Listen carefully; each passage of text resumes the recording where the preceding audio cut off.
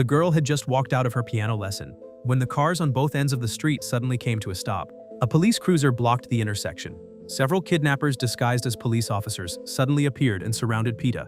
Creasy immediately realized it was a carefully planned abduction.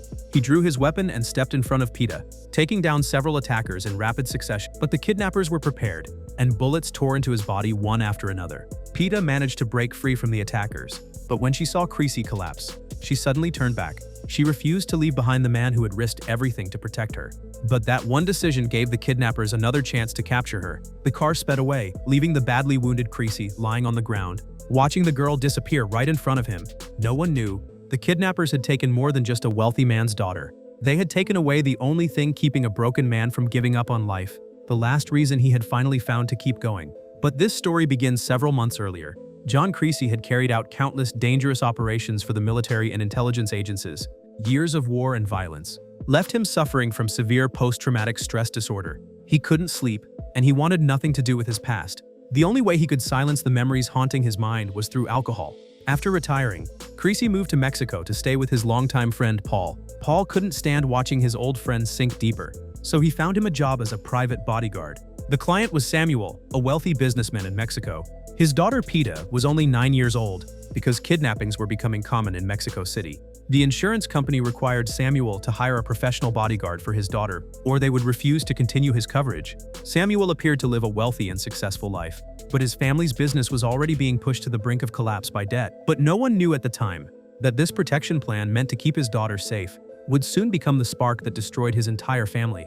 When Creasy met Samuel's family, he didn't hide the condition he was in.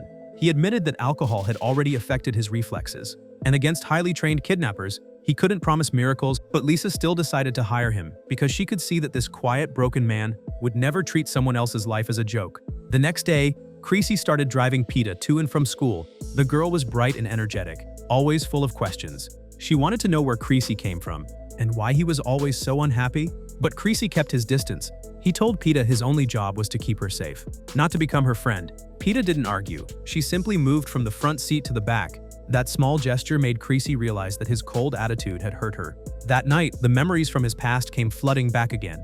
After drinking heavily, Creasy put a gun to his head and pulled the trigger, but the gun never fired. He removed the misfired round and saw the clear mark left on the primer. For someone who knew weapons as well as he did, an accident like this was almost impossible. Creasy sat there for a long time before calling Paul, asking if he had ever seen a 9mm round fail to fire. Paul immediately realized something was wrong, but Creasy didn't explain. He simply put the bullet away. It didn't make him love life again. It only made him wonder for the first time. Maybe it wasn't his time to die yet. The next morning, while taking Pita to school, Creasy noticed a car that kept following them just as he was about to write down the license plate. The vehicle disappeared into traffic. Years of field experience told him something was wrong, but without proof, all he could do was stay alert. Soon after, Creasy noticed Pita was struggling with her swimming competition. She was clearly the fastest swimmer among them all, yet she always finished last, because every time she heard the starting gun, she froze for a moment, instinctively. Creasy didn't just throw out a few words of encouragement and move on. Instead, he created a whole new training plan for her. He made Pita practice her starts over and over again, teaching her that the sound of the gun wasn't something to fear. It wasn't a warning that danger was coming. It was the signal telling her body to move. Creasy was extremely strict with her, because he understood that true confidence doesn't come from someone telling you that you can do it. It comes from proving it to yourself again and again, until your body believes you won't fail. Outside of training, the two of them slowly grew closer. Pita would secretly watch to see if he ever smiled, and Creasy started taking her questions seriously. The girl's innocence couldn't erase his past, but little by little, it began opening the heart he had kept locked away for years. On the day of the competition, P stepped onto the starting block. Creasy was about to explain to the principal that he wasn't her father, but the principal looked at him and said, "Today, you are her father." Those few words left Creasy speechless. He never thought he could become someone else's source of support, but when the starting gun fired, he was more nervous than any father there. Pita didn't hesitate. After the gun went off, he simply stayed by the pool watching her closely, until the girl touched the wall first. Only then did the tension on his face finally turn into a smile. Pita jumped out of the pool and ran straight into his arms. That afternoon, Creasy invited Paul and his wife over to celebrate the girl's victory together. After all these years, it was the first time he laughed freely like an ordinary person. Pita even used her own allowance to give him a St. Jude pendant, the patron saint of lost causes and desperate people. The girl had no idea that the person she was protecting was a man who had lost his way home. Soon after, Samuel arranged for Pita to study under a famous piano teacher, but the girl had no interest in piano. She only wanted to spend her time swimming. The next day on the way there, Pita kept complaining to Creasy. Instead of forcing her to obey like he used to, he taught her to fake burps during her lesson, then apologize and keep playing. He believed the strange-tempered professor would soon be the one sending her back to the pool. The man who once refused to say a single unnecessary word had now learned how to make a girl smile in his own awkward way. But that brief moment of peace was shattered by the kidnapping. Days later, Creasy finally woke up from his coma. Although he had barely survived, local police named him a suspect in the kidnapping case.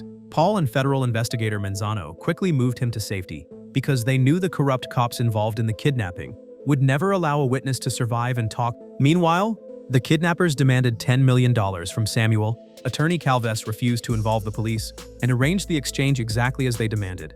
But the moment the ransom arrived at the drop-off point, a group of corrupt officers suddenly opened fire and stole the money. In the chaos, the kidnapper leader's nephew was killed on the spot, and the entire exchange fell apart. The man known only as the Voice on the phone believed Samuel had broken their agreement and announced that Pita had been executed. Lisa broke down completely. Meanwhile, Creasy lay in a hidden hospital, saying nothing after hearing the news, but tears immediately filled his eyes. After that, Creasy forced himself to undergo treatment. While recovering physically, he replayed the kidnapping scene over and over in his mind. Those weeks weren't about simply waiting for his wounds to heal. They were about awakening the operative who had been buried for years. After leaving the hospital, Creasy returned to Pita's room, as if he could still hear the girl calling his name, until he opened her diary and discovered that Pita had already written down the license plate number of the suspicious car. She never mentioned it at the time. She had quietly filled in the clue he had missed. Lisa asked what he planned to do next. Creasy told her he would find everyone involved in the kidnapping and make them pay in the only way he knew how. Paul knew there was no stopping him, so he helped prepare his weapons. Creasy first tracked down one of the corrupt officers involved and forced him to reveal the name of the man who handled the hostage transfer. Okay, my friend, it's off to the next life for you. I guarantee you won't be lonely. That night, Creasy went straight to the nightclub where Aurelio was hiding. He pulled out his gun and fired several shots, taking control of the entire room in seconds. Then Creasy pulled out a photo of Pita. When no one answered, he shot Aurelio's man without hesitation. Aurelio was immediately terrified. He told Creasy that during the exchange that night, their leader's nephew was killed, and the ransom was stolen by Detective Fuentes from the anti-kidnapping unit. After getting the information he needed, Creasy killed Aurelio, then set the nightclub on fire and walked away. The next day, Creasy set up an ambush along Fuentes' daily route. Using an elderly couple's apartment, he destroyed the lead vehicle of the convoy from the window, then eliminated the guards and took Fuentes to a remote location. The officer who was supposed to rescue hostages was actually a key member of the Brotherhood. He was the one who ordered the attack during the ransom exchange, stealing the money and killing the kidnapper's nephew.